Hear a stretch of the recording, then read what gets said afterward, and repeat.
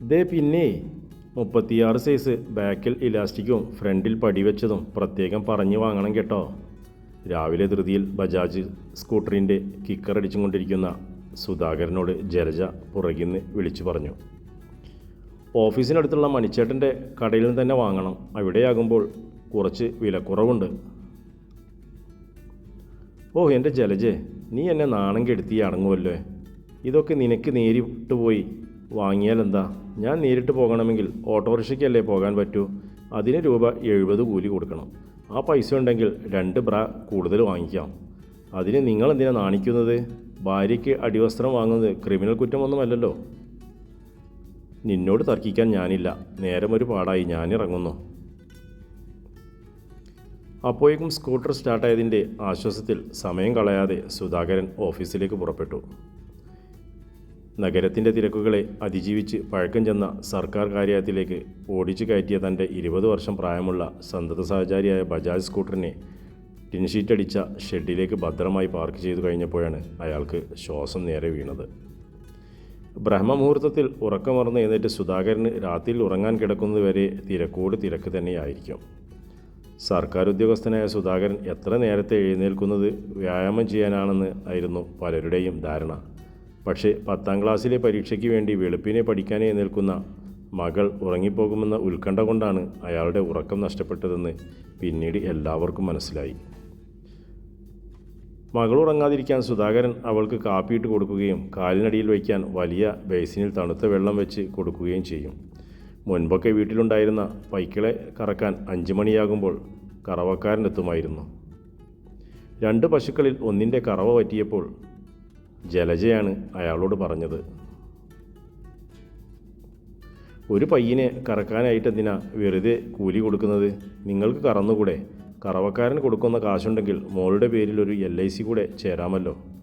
ഭാര്യയുടെ ദീർഘവീക്ഷണം കൊള്ളാമെന്ന് തോന്നിയ സുധാകരൻ കറവക്കാരനെ വിളിച്ച് അന്ന് വരെയുള്ള കൂലി കൊടുത്തിട്ട് പിറ്റേന്ന് മുതൽ വരേണ്ടെന്ന് പറഞ്ഞു. പക്ഷേ അടുത്ത ദിവസം തന്നെ തൻ്റെ അകിടിൽ കയറി പിടിച്ച സുധാകരനെ കുറുമ്പി പശു ദൂരേക്ക് തൊഴിച്ചെറിഞ്ഞു. തെറിച്ചുപോയ അലുമിനിയം ബക്കറ്റ് ചെന്നുകൊണ്ട് ബെഡ്റൂമിൻ്റെ ജനാലയിലിരുന്നത് കൊണ്ട് മാത്രം ഉറങ്ങിക്കിടന്നിരുന്ന ജലജ ശബ്ദം കേട്ട് ഞെട്ടിയുണർന്നു. ചാടി എഴുന്നേറ്റ് തൊഴുത്തിലേക്ക് ചെന്ന ജലജ കണ്ടത് തൊട്ടടുത്ത ചാണകക്കുഴിയിൽ നിന്നും കഷ്ടപ്പെട്ട് എഴുന്നേറ്റ് വരുന്ന സുധാകരനെയാണ്. ആ രാജൻ്റെ പ്രാക്കാണ് നിങ്ങളെ പശു തൊഴിച്ചത്. കിണറ്റിൽ നിന്നും തൊട്ടിയിൽ കോരിയെടുത്ത തണുത്ത വെള്ളം തലയിലേക്ക് അമഴ്ത്തുമ്പോൾ അടുത്തു നിന്ന് അഭിപ്രായം പറഞ്ഞ ജലജയോട് സുധാകരന് കരി തോന്നിയെങ്കിലോ വെളുപ്പാൻ കാലത്ത് ഒരു വഴക്ക് വേണ്ടെന്ന് കരുതി അയാൾ സ്വയം നിയന്ത്രിച്ചു. ഇനി ഇപ്പോഴെന്ത് ചെയ്യാനാണ്? രാജനെ തിരികെ വിളിക്കുന്നത് നാണക്കേടാണ്. നിങ്ങളൊന്നും കൂടി ശ്രമിച്ചു നോക്ക്. അകിടിൽ കുറച്ചുകൂടി നല്ലെണ്ണ പുരട്ടിയാൽ മതി. അവൾ അടങ്ങി നിന്ന് കൊള്ളും. ഞാൻ വേണമെങ്കിൽ അവളുടെ മൂക്ക് കയറിൽ പിടിച്ചു തരാം.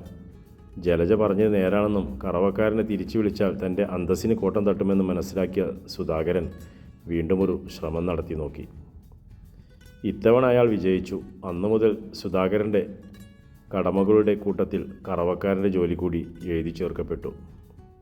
വൈകുന്നേരം ഓഫീസിൽ നിന്നിറങ്ങുന്നതിന് മുമ്പ് ജലജയുടെ ഫോണിൽ നിന്നും അയാളുടെ സെൽഫോണിലേക്ക് ഒരിക്കൽ കൂടി കോള് വന്നു. എടി, ഞാൻ മറന്നിട്ടില്ല. നീ എവിടെ നിന്നിനി വിളിച്ചു കൂവിയിട്ട് ബാക്കിയുള്ളവരെ കൂടി അറിയിക്കണ്ട. ഫോൺ അറ്റൻഡ് ചെയ്തിട്ട് സുധാകരൻ നീരസത്തോടെ ഭാര്യയോട് പറഞ്ഞു. മോൻ, ഇത് ഞാനാടാ. അമ്മച്ചിയുടെ അരിഷ്ടം തീരാറായി. മോൻ വരുമ്പോൾ വേലപ്പൻ വൈദ്യൻ്റെ അവിടെ കയറിയിട്ട് മറക്കാതെ ഒരു കുപ്പി അരിഷ്ടം വാങ്ങിയേക്കണേ. മറുതലയ്ക്കൽ അമ്മയുടെ ശബ്ദം കേട്ട സുധാകരന് മ്ലേച്ഛതയോടെ നിന്നു.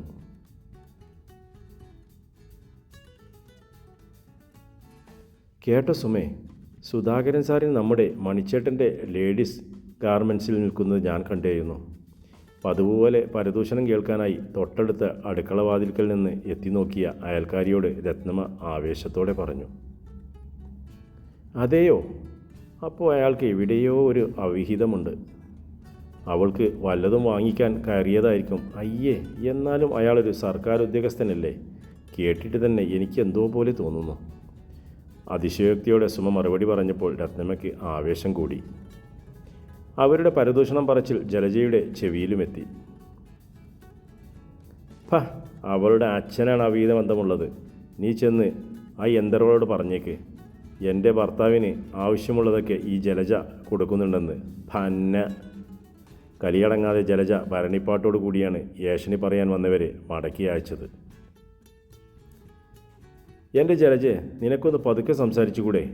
റോഡിൽ കൂടെ പോകുന്നവരൊക്കെ ദേ ഇങ്ങോട്ട് നോക്കിയാണ് പോകുന്നത്. സന്ധ്യാസമയം അമ്മയ്ക്ക് ഈ ടി വി ഒന്ന് ഓഫ് ചെയ്തിട്ട് ഇരുന്ന് നാമം ജപിച്ചൂടെ? ഓഫീസിൽ നിന്നും വൈകി വീട്ടിലേക്ക് കയറി വന്ന സുധാകരൻ അസ്വസ്ഥതയോടെ ചോദിച്ചു. നിങ്ങൾ വന്നോ? ഞാൻ നോക്കിയിരിക്കുമായിരുന്നു. ദേ ഇതാ റേഷൻ കാർഡും കുപ്പിയും. ആകെ 1/2 ലിറ്റർ മണ്ണെണ്ണ മാത്രമേ ഇപ്രാവശ്യമുള്ളൂ. അത് വാങ്ങി ആ കപ്പലണ്ടി കച്ചവടക്കാരന് കൊടുത്താൽ അയാൾ 40 രൂപ തരും. വെറുതെ എന്തിനാ അത് കളയുന്നത്? വേഗം പോയിട്ട് വാ.